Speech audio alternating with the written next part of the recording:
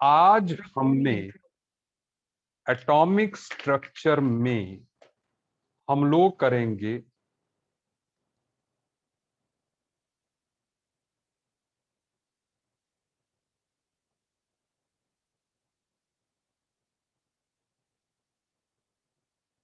Probability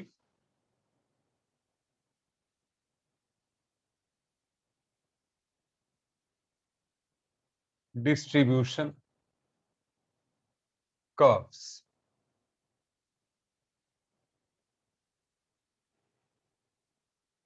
hello Jagpreet. Probability distribution curves जो है, इसमें हम लोग क्या करेंगे बेसिकली, हम कुछ ग्राफ्स बनाएंगे। हम कुछ ग्राफ बनाएंगे। ग्राफ जैसे हम एक ग्राफ जैसे बनाएंगे साई वर्सेस आर का, दूसरा बनाएंगे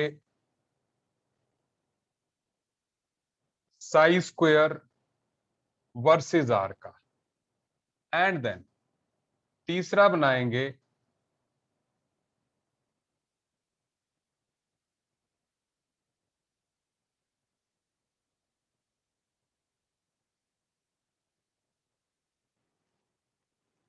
four pi R square versus R का। सुन लीजिए, ये इन ग्राफ्स का मतलब क्या है। ठीक है, सो वन बाय वन ये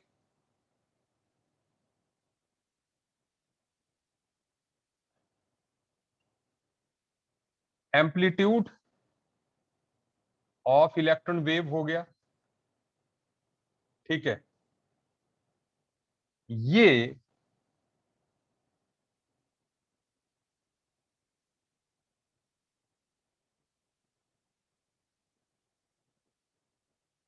प्रोबेबिलिटी डेंसिटी है, एंड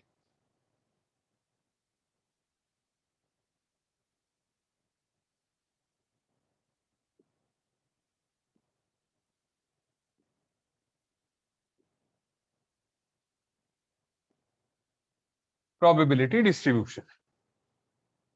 अब भाई इसका मतलब क्या हो गया, इनका जैसे हमने स्क्रॉडिंजर वेव इक्वेशन की थी, सो हमें जो है amplitude of electron wave we know, वैसे ही उसका स्क्वायर जो है प्रोबेबिलिटी डेंसिटी है, जो अपने को बताती है कि भाई इलेक्ट्रॉन की मिलने की पॉसिबिलिटी कहां पे ज्यादा है। ठीक है, सो ये जो अगली टर्म आई प्रोबेबिलिटी डिस्ट्रीब्यूशन जो है four pi R square psi square, इसको मैं थोड़ा सा आइडिया बता दूं आपको। ये सारे जो है ये रेडियल प्रोबेबिलिटी डेंसिटी है, और ये रेडियल प्रोबेबिलिटी डिस्ट्रीब्यूशन है, मतलब अलोंग रेडियस। इसको जो है कई बार हम जो है इसकी जगह हम लोग आर स्क्वायर भी लिख लेते हैं, और यहां पर भी इसकी जगह आर स्क्वायर लिख लेते हैं। ठीक है ना, इसकी जगह भी आर, और मतलब साई इज आर, आर मतलब रेडियल, अलोंग द रेडियस।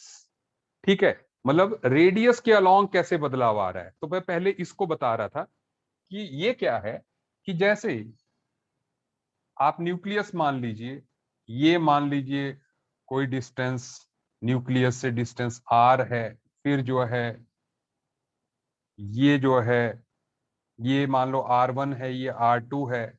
सो ये जो बीच का गैप है इनके, it is dr, this gap is dr। ठीक है, और अगर मैं वॉल्यूम वाइज बात करूं इसकी, सो इसका जो वॉल्यूम होगा, जिसको डेल्टा वी कहेंगे हम, that is equal to 4/3 pi R cube. ठीक है, या पाई डेल्टा आर क्यूब। सही है बात। इस गैप का जो वॉल्यूम होगा वो 4/3 पाई आर क्यूब जो होता है, ठीक है ना, डेल्टा आर क्यूब होगा। आई होप दिख रहा है ये, ठीक है। नहीं नहीं, थोड़ा सा मैंने ज्यादा क्लोज कर दिया है बोर्ड को, no problem. So it is 4/3 pi R, pi delta R का होल क्यूब, ठीक है। So that is equal to delta V. वही डेल्टा वी जो है इसमें हमने लिखा हुआ है, मतलब ये 4 पाई r स्क्वायर, ठीक है ना, साई स्क्वायर में यही टर्म को हमने इस फॉर्म में लिखा हुआ है। पहले इतना समझ लीजिए आप, ठीक है। अच्छा, अब सो इस एरिया में कितनी डेंसिटी है, इस एरिया में कितनी डेंसिटी है इलेक्ट्रॉन की, वो ये बताता है कि हर एरिया में धीरे धीरे धीरे धीरे जो है किस तरीके से डेंसिटी की डिस्ट्रीब्यूशन होगी, ठीक है। पहले बात को स्टार्ट करते हैं, ठीक है, क्योंकि बात तब आसान होगी, ठीक है। जब तक हम बात को लिखना स्टार्ट नहीं करेंगे तब तक जो है, मैं समझ रहा हूं मनु, ठीक है ना, मुझे जस्ट आप 2 मिनट दीजिए, ठीक है। पहले ग्राफ के साथ बात को स्टार्ट करते हैं, ठीक है, तो आपको बात जो है बेटर समझ में आएगी, ठीक है, सुनते जाइए। तो यहां पर आज के लेक्चर में सब कुछ समझा के भेजूंगा, चिंता मत कीजिए। सो सबसे पहले आप वननेस की हम बात करते हैं, वननेस के ग्राफ्स की बात करते हैं। तो वननेस की ग्राफ की जहां तक बात है, देखो, अगर हम साई के साथ आर का ग्राफ बनाते हैं, सो वो ग्राफ कुछ ऐसा रहता है, मतलब एम्पलीट्यूड जो है वो कम हो रहा है डिस्टेंस के साथ साथ, एम्पलीट्यूड डिस्टेंस के साथ साथ कम हो रहा है। Is it okay? सुनते जाइए। यही ग्राफ जो है अगर हम बनाते हैं साई स्क्वायर का, तो आप जानते हो कि साई का अगर ये है उसका स्क्वायर कर देंगे तो ग्राफ थोड़ा और डीप हो जाएगा, इस तरीके से डीप हो जाएगा, ठीक है। मतलब अगर मैं इसको थोड़ा सा और ये करूं, इधर से ले आऊं कि भाई अगर ये ऐसा है तो ये ग्राफ जो है बहुत डीप वाला बन जाएगा, क्योंकि ये साई का स्क्वायर है। तो साई के स्क्वायर के साथ, ठीक है, मतलब जैसे 2 और आर का ग्राफ ये है तो 2 स्क्वायर और आर का ग्राफ ऐसा होगा। इट इज सिंपल, सुन लीजिए। लेकिन अगर इसी में ही हम 4 pi r square psi square का ग्राफ बनाएंगे वर्सेस आर, तो आपको थोड़ी ज्यादा बेटर पिक्चर लगेगी वनएस के बारे में पता, कि वो ऐसे राइज होगा ग्राफ, ऐसे कम होगा। सुन लीजिए, ये ज्यादा बेटर पिक्चर देगा कि ये जो इसकी पीक है ना, वो पीक जो है लगभग 0.0521 पे लाई करती है, 0.0529 आंगस्ट्रॉम पर ये पीक लाई करती है। अब इसको बोर्स मॉडल से रिलेट करते हैं। भाई बोर्स मॉडल क्या कहता है कि न्यूक्लियस से पहले ऑर्बिट का जो डिस्टेंस है वो कितना है? 0.529। बोर्स मॉडल ये कहता है। ये मॉडल कहता है कि भाई आप एग्जैक्ट नहीं बता सकते, सो इस जगह पर इलेक्ट्रॉन डेंसिटी मैक्सिमम होगी। मतलब अगर हम इसको डायग्राम की फॉर्म में बताएं तो धीरे धीरे पहले कम डेंसिटी है, फिर डेंसिटी जो है बढ़ने लगी, फिर एक डिस्टेंस ऐसा आया जहां पे डिस्टेंस डेंसिटी मैक्सिमम हो गई। सुनते जाइए, बोर्ड पे देखिए, डेंसिटी मैक्सिमम हो गई, फिर धीरे धीरे डेंसिटी फिर से कम होने लगी, कम होने लगी, कम होने लगी, ऐसे। और ये जो डिस्टेंस है, दिस डिस्टेंस इज, ये इसको हम आर नॉट भी लिख लेते हैं। हाइड्रोजन के पहले ऑर्बिट का distance is R naught, so this is R naught. क्या मेरी बात समझ रहे हैं? मतलब ये डायग्राम ये बता रही है कि भैया पहले डेंसिटी धीरे धीरे बढ़ेगी, घने होने स्टार्ट होंगी, इलेक्ट्रॉन डेंसिटी की प्रोबेबिलिटी मिलने की इलेक्ट्रॉन की यहाँ पे मैक्सिमम होगी, फिर धीरे धीरे फिर से डिक्लाइन करने लगेगी। Are you getting this? Are you getting this? Graphs को थोड़ा सा दिमाग में रखना है, ठीक है, कि साई का न्यूक्लियस से घटेगा, ये एक्सट्रीमली घटेगा, ठीक है। और ये प्रोबेबिलिटी आपको वो पिक्चर बताती है जो कि आपके दिमाग में है, जो कि आपके दिमाग में है, ठीक है ना, कि भाई पहले कम थी फिर बढ़ती गई, इस पे मैक्सिमम हुई, देन कम हो गई। बेटा जी, ये था वननेस का ग्राफ, सुनते जाइए। ऐसे ही अगर हम 2s का ग्राफ बनाएं, देखो 2s का अगर ग्राफ बनाएंगे, आज हमने ग्राफ सारे समझ के जाएंगे। सो 2s का साई वर्सेस आर का जो ग्राफ होगा वो कुछ ऐसा होगा।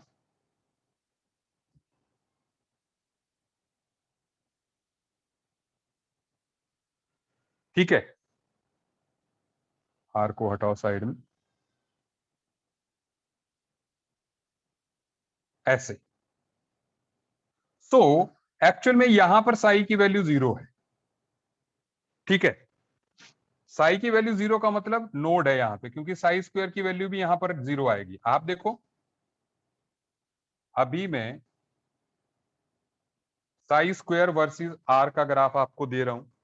तो जब साई स्क्वायर वर्सेस आर का ग्राफ हम देंगे तो ये ग्राफ कुछ ऐसा आएगा। So again this point is a node. भाई इसका स्क्वायर करेंगे तो ये भी पॉजिटिव हो जाएगा ना, ठीक है ना। सो दिस इज नोड।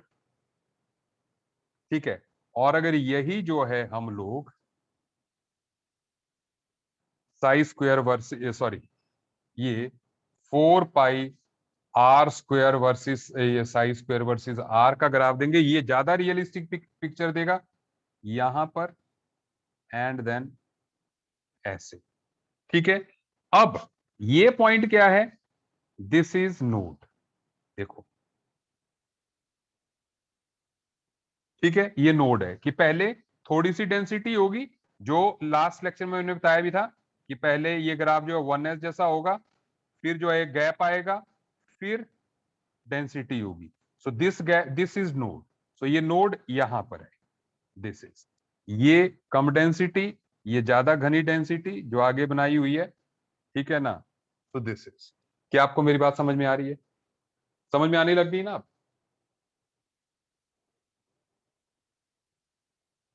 ठीक है, अब जब 3s के ग्राफ बनेंगे, सुन लो, ग्राफ को ध्यान रखना है बस, जो है जब 3s के ग्राफ बनेंगे उसमें दो नोड्स आ जाएंगी, मतलब 1 2 3, then there will be two nodes, क्योंकि number of nodes are n-n-1।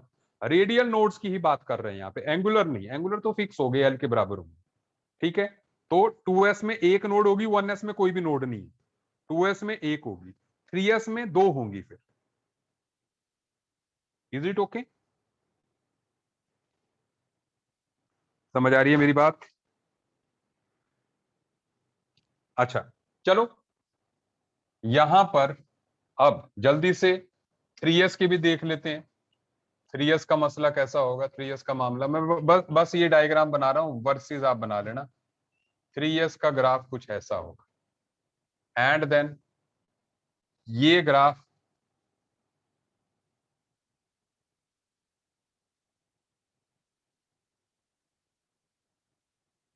ये ग्राफ कुछ ऐसा जाएगा। ठीक है, और फिर फाइनली जो है 1 2 3 ऐसे। So it is node 1, node 2। I hope you are getting this point. समझ आ रही है सबको?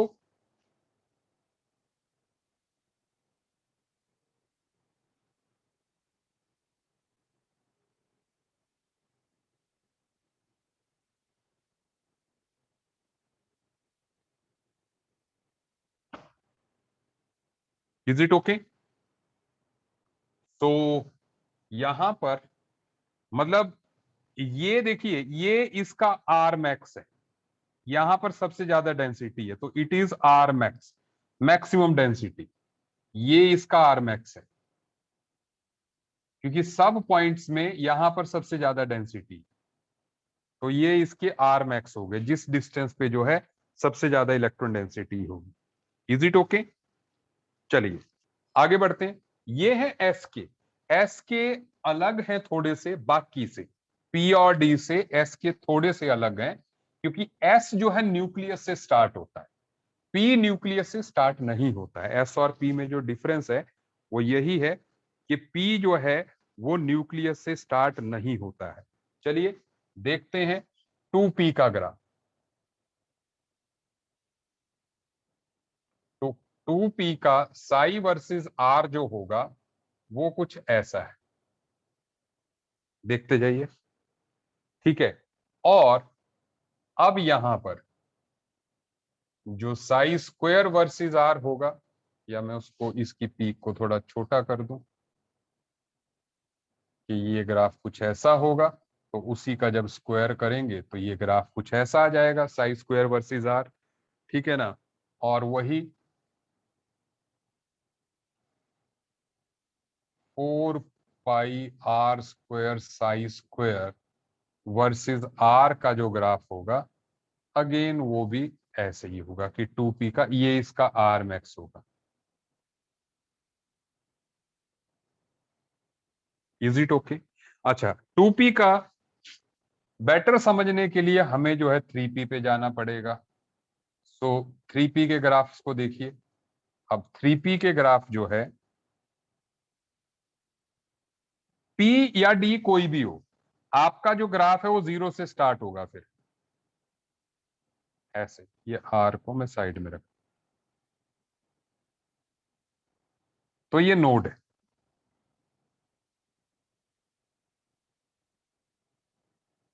अब इसमें यू विल गेट,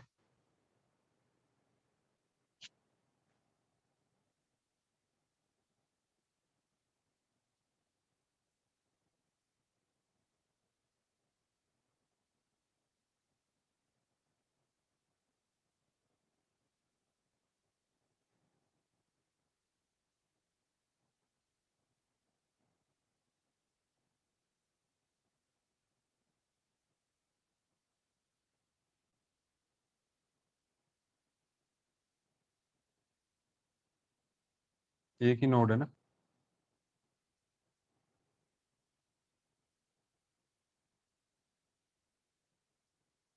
ये। अच्छा, एक बात ध्यान दीजिएगा, ये 2p का ग्राफ है तो 3d का भी ऐसे ही होगा, एंड 4f का भी ऐसे ही होगा। रीजन बीइंग, क्योंकि नोड कितनी है 2p में? 0, n minus L minus one, 0।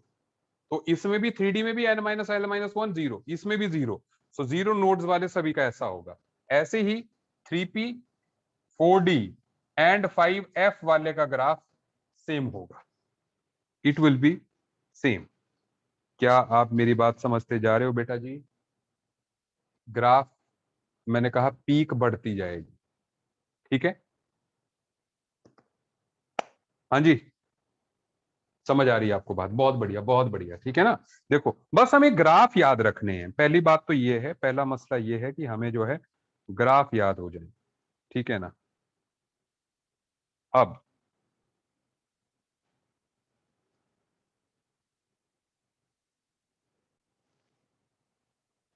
Okay, अब एक हम इसमें देखो, सबसे पहले तो यही होता है, आपसे सीधे ग्राफ ही पूछ लिए जाते हैं कि इनमें से which one is the right graph.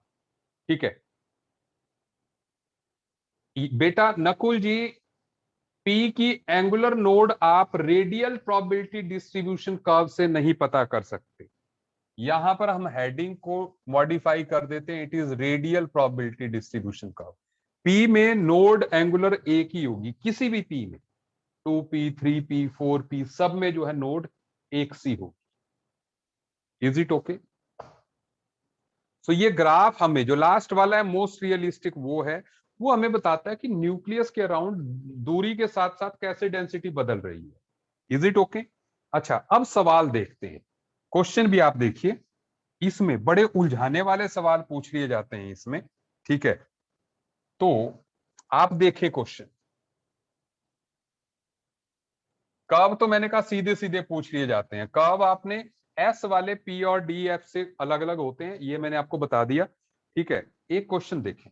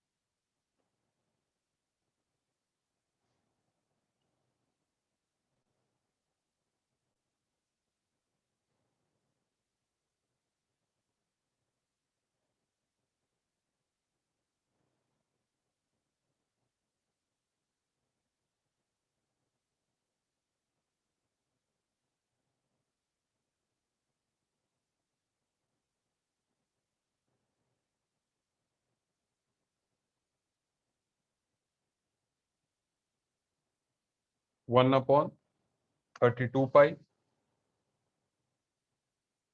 ठीक है,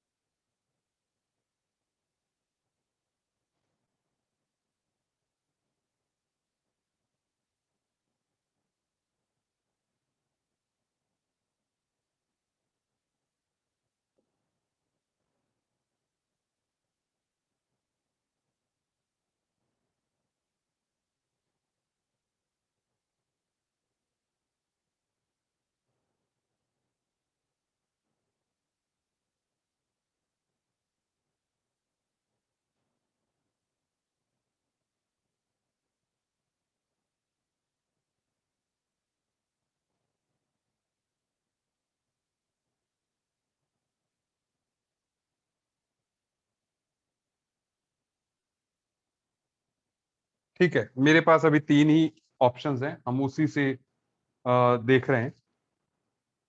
सो एक बात सुनिए, देखो आपको इस क्वेश्चन का सिर पैर भी नहीं पता चल रहा होगा, सही बात है। भैया यार ये क्या हो गया, हमने तो ऐसा किया ही नहीं, है ना, सही बात है। अब देखना, अब चीज को मैंने कहा ना, कई बार क्या होता है, कई बार क्या होता है बेटा जी सुनो, कई बार क्या होता है, चीज आपको डराती है, आपको डराया जाता है। ठीक है, सिचुएशन आपको डरा रही है। ठीक है, बात क्या है देखते हैं, और कितनी टफ है ये देख लेते हैं। देखो, मेरे साथ सभी ने करते जाना है। ठीक है, सुनो, देखो, अगर आप इस सारी इक्वेशन को देखो, हम एक बात जानते हैं कि जब भी नोड बनी होगी तो साई की वैल्यू 0 होगी। हमने देख लिया, ग्राफ में भी देख लिया कि साई की वैल्यू 0 होगी। सो दैट मीन्स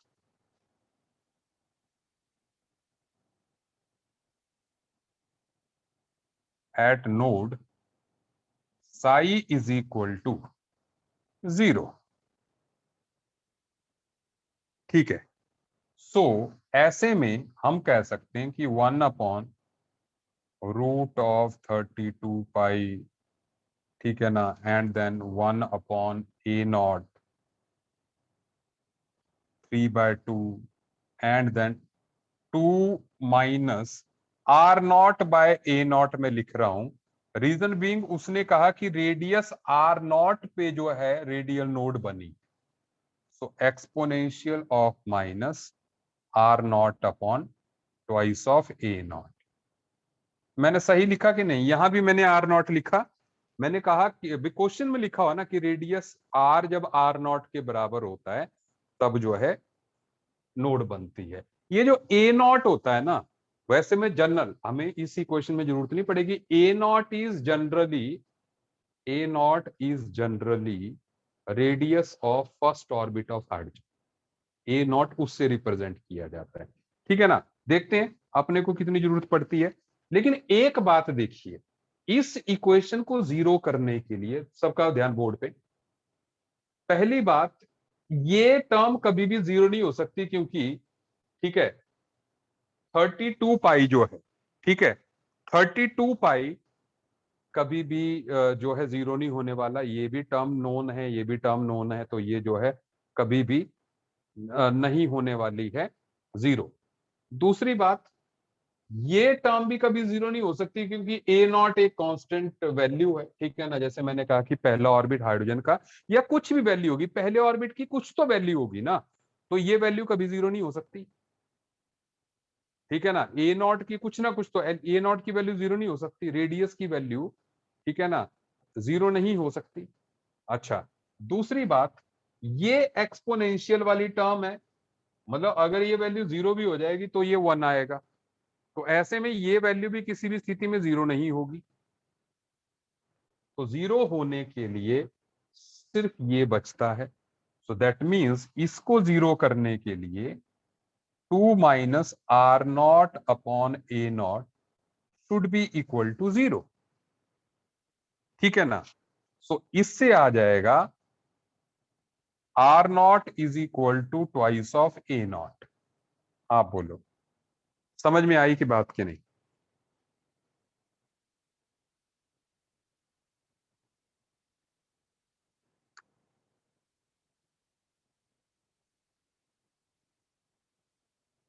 है ना, बहुत बढ़िया, आप लोगों को बात समझ में आ रही है, ठीक है।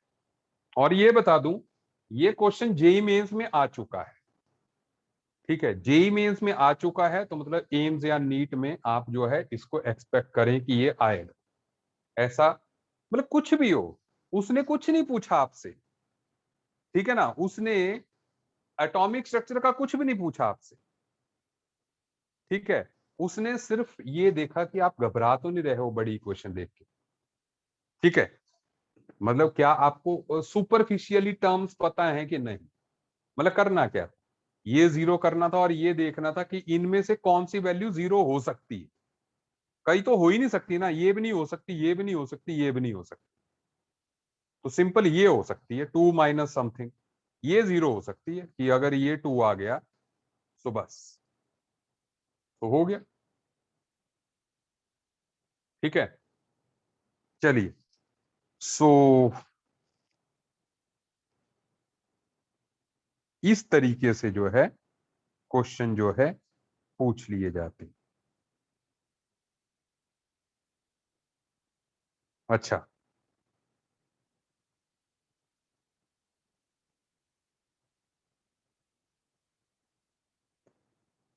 तो सुनिए, 1 मिनट जो है, चलो, आई होप आपको समझ में आ गई मेरी बात, ग्राफ्स आपको समझ में आ गए सब बच्चों को, ठीक है, सबको समझ में आ गए।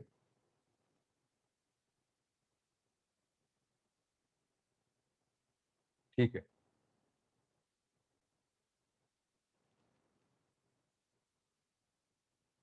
तो इसके साथ हो जाता है हमारा ये टॉपिक खत्म।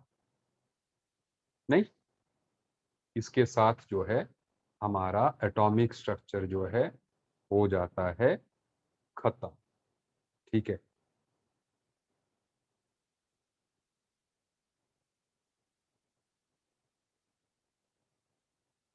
आगे जाओगे नोड्स बढ़ती जाएंगी, मतलब 3p से पहले एक नोड होगी जो 2p और 3p के बीच में होगी, फिर 4p में दो नोड्स होंगी जो 4p 3p और 2p में होंगी, ठीक है।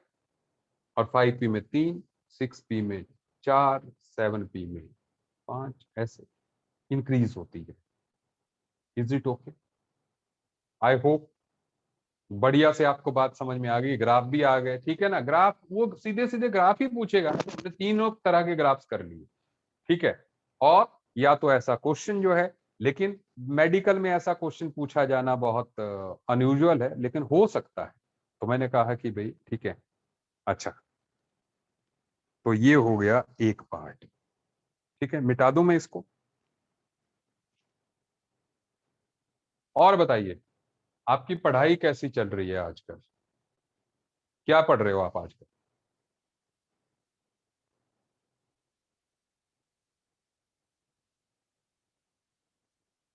What is syllabus of Sunday test? 1 minute यार, संडे के टेस्ट के सिलेबस की भी बात करते हैं, but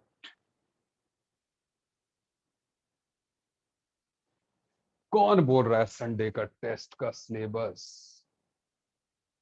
hmm. I message you yesterday regarding uploading and you told. अच्छा, जल्दी से स्किप हो गया यार, फिर से उस मैसेज को एक बार। चलो मैं देख लेता हूँ, 1 मिनट, 1 मिनट में देख लेता हूँ। ठीक है, चैट में। And you told mention the date, but अच्छा, आपको एग्जैक्ट डेट नहीं पता है, ठीक है ना। कोई बात नहीं। ये लेक्चर में कौन सा लेक्चर था यार? ये जो लेक्चर है ना, मुझे लगता है आपने पूछा था स्पेक्ट्रम वाला, स्पेक्ट्रम वाला जो था ना। हाँ, 17th एंड 15th जुलाई वाला लेक्चर जो है, 15th एंड 17th जुलाई वाला लेक्चर है ना। मुझे मैसेज कर देना डेट्स जो है, जो मिसिंग है, ठीक है ना। अब पता नहीं क्यों मिसिंग है। चलो, 15th एंड 17th जुलाई वाला आपने मुझे बता देना, ठीक है। मैं उसको क्योंकि डेट से मुझे निकालना आसान रहता है, ठीक है, क्योंकि इतने सारे लेक्चर्स हो गए, ठीक है। तो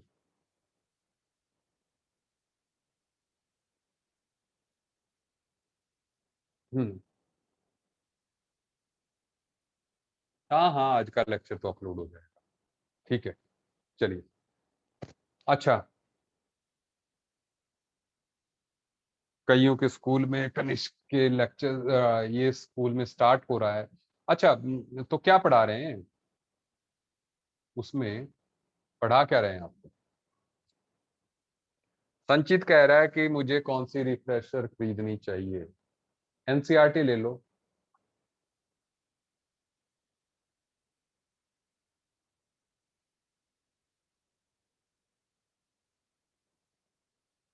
सिग्निफिकेंट फिगर, सिग्निफिकेंट फिगर मैंने कराई नहीं है। अच्छा अच्छा, स्कूल में चल रही है। स्कूल में केमिस्ट्री में चार चार चैप्टर स्कूल में, अच्छा, चौथा चैप्टर चल रहा है। क्या बात है, states of matter.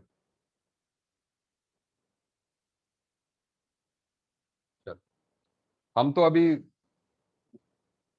Periodic table and periodic properties चलाएंगे। हाँ, समायरा कह रही है कि रदरफोर्ड्स मॉडल। समायरा, वो वीडियो लेक्चर लगाया कि नहीं? वीडियो लेक्चर देखो रदरफोर्ड्स मॉडल का एक बार। गुरमीत कह रहा है कि भाई हमारे रिजल्ट ही नहीं आया। सब पास हो गई, सब पास हो। ठीक है।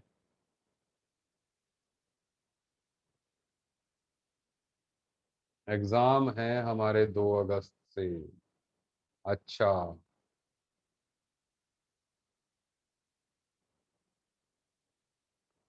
सौम्या इज सेइंग के किस तरीके से ग्रिप।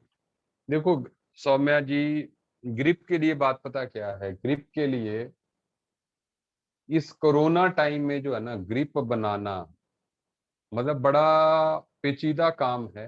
क्यों? क्योंकि आप लोग क्या करते हो, जो आप पढ़ रहे हो ना, आप उसी को काम मानते हो। मतलब आज आप क्लास में आए, उसी को आप मान लोगे कि काम है वो, है ना। और उससे होता क्या है, 1 मिनट।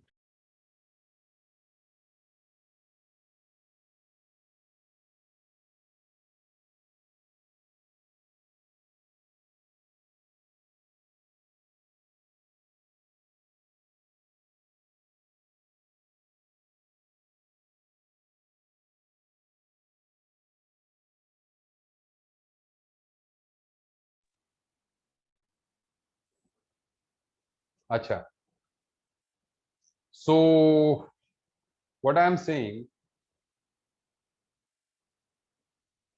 कि हाँ, क्या बात कर रहे थे हम?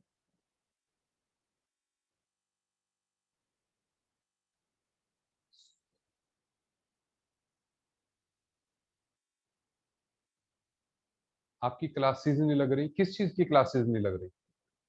गुरमीत, थोड़ा बताओ मेरे को, किस चीज की क्लासेस नहीं लग रही है? अच्छा, स्कूल की, स्कूल की क्लासेस नहीं लग रही हैं। और आपको सिलेबस में जो है, मतलब 4 चैप्टर आ रहे हैं, क्या आ रहा है?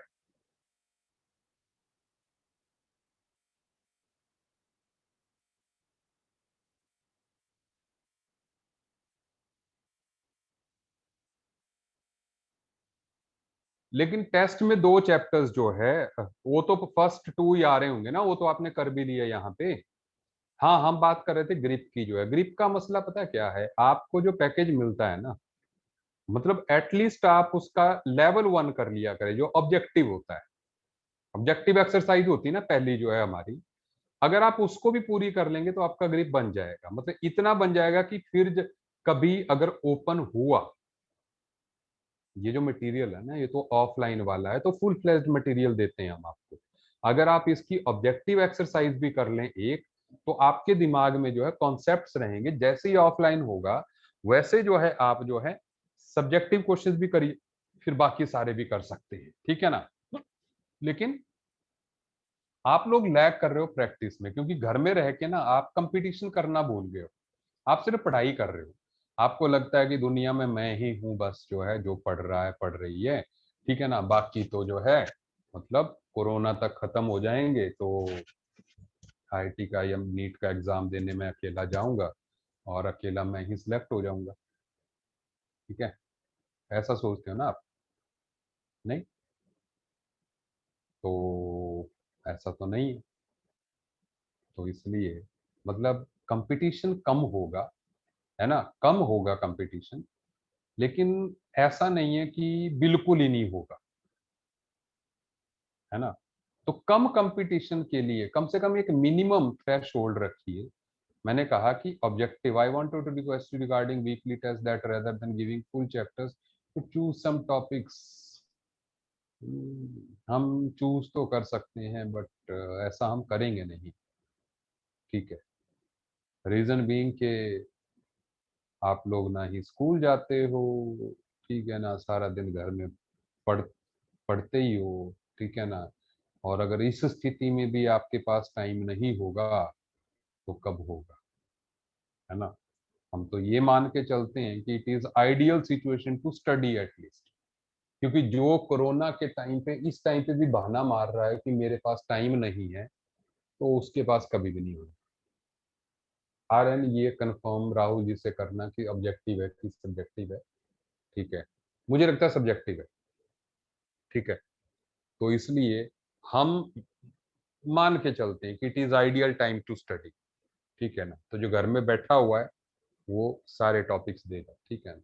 आपके तो 2 ही आ रहे हैं और दोनों ही सब्जेक्टिव में आएंगे, दोनों का ही सब्जेक्टिव टेस्ट होगा, ठीक है ना। आधे क्वेश्चन एटॉमिक स्ट्रक्चर से, आधे जो है मोल कॉन्सेप्ट से, ठीक है। तो ऐसे में मैंने कहा ना कि भाई don't expect to become comfortable, ठीक है। मतलब थोड़ा सा, क्योंकि आप आज नेटवर्क बहुत खराब था इसलिए क्लास करने में बहुत दिक्कत आई, काफी समझ नहीं आया। कोई बात नहीं, वीडियो रिकॉर्डिंग मिल जाएगी। आज ऐसे भी हमने कम ही किया, ठीक है, ग्राफ्स हैं, ठीक है, नॉट ए बिग प्रॉब्लम, ठीक है। तो आ जाएगा समझ, ग्राफ समझ में आ जाएगी, ठीक है। तो इसलिए आप अपने को एंथो, अपना एंथो बना के रखिए। 1 तारीख से खुल ही रहा है, 1 तारीख से खुल ही रहा है, जैसा कि बोल ही दिया, ठीक है। तो हम मिलेंगे 1 तारीख को, ठीक है। और साइकिल का क्या प्रोग्राम है, चलेगा कोई मेरे साथ संडे को?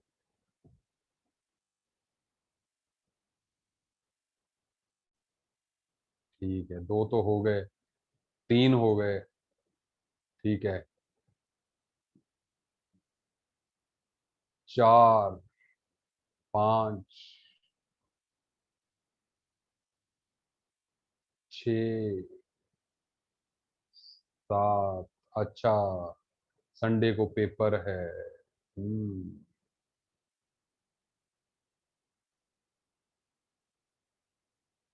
घर वालों को कन्विंस कर लिया, अच्छा। मानव जोत ने, ठीक है, कोई बात नहीं। जो जो चलेंगे ठीक है, नहीं जाना होगा कोई बात नहीं, ठीक है। और पेपर का क्या है, रूट डिसाइड करेंगे हर्षदीप, रूट जो है, ठीक है, वो डिसाइड करेंगे। आप लोग जैसे कहोगे आई विल डू दैट। अच्छा सुनिए, एक बात जो है मुझे मतलब जैसे बार बार ये कंप्लेंट मिल रही है, ठीक है।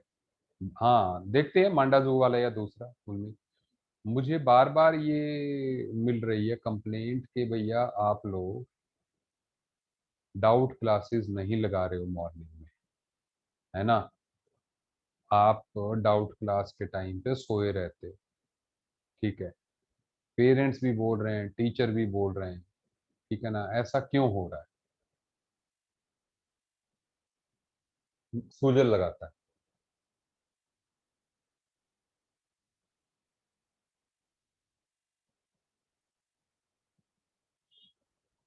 मतलब आगे से मैं ट्रैक रखूंगा डाउट क्लास का भी।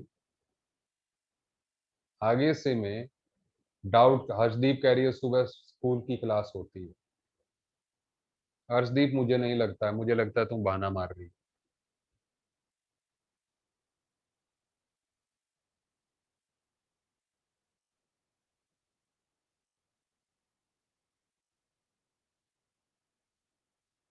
अगर मैं गलत कह रहा हूं, मैं तुम्हारे पेरेंट्स को, कोई बात नहीं, मैं तुम्हारे पेरेंट्स को कॉल करके जो है पूछ लूंगा,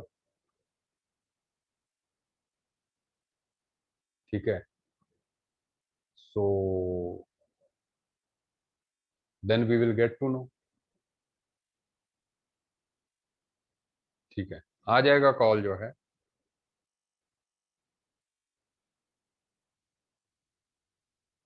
अच्छा, ट्रिग्नोमेट्री का रिवीजन। अच्छा, पूर्वी राजवंश की भी क्लास होती है, ठीक है।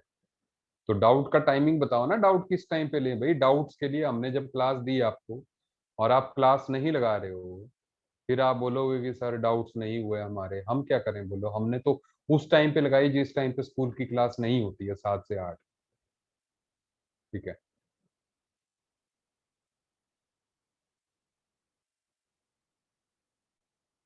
हम्म। मैंने कहा we will give the calls to the parents. हम फिर उनसे एक्सप्लेनेशन मांगेंगे कि आपका बच्चा क्यों नहीं लगा रहा है क्लास, ठीक है ना। चलिए, चलिए टॉपिक खत्म हो गया। अगला टॉपिक हम कौन सा स्टार्ट करेंगे जी। अगला टॉपिक हम स्टार्ट करेंगे periodic table and periodic properties, है ना। Periodic table and periodic properties, बड़ा प्यारा टॉपिक है, थ्योरेटिकल टॉपिक है, कोई न्यूमेरिकल नहीं है एटॉमिक स्ट्रक्चर का, ठीक है। सो इसलिए, हाँ हाँ हाँ, बिल्कुल सूझे, ठीक है। चलिए, मैं बोल दूंगा नकुल, मैं मेरे पास तुम्हारा मैसेज आ गया ट्रिग्नोमेट्रिक रिवीजन क्लास के लिए, ठीक है। चलिए, मिलते हैं नेक्स्ट लेक्चर में। दोनों डीपीपी और मॉड्यूल दोनों के डाउट्स जो है मॉर्निंग में होंगे, ठीक है। चलिए, आज के लिए इतना ही, क्योंकि टॉपिक खत्म हो गया। आज नहीं करें तो इट्स बेटर, ठीक है। अगले क्लास में मिलते हैं नए मूड के साथ with periodic table. Done. Okay, bye bye.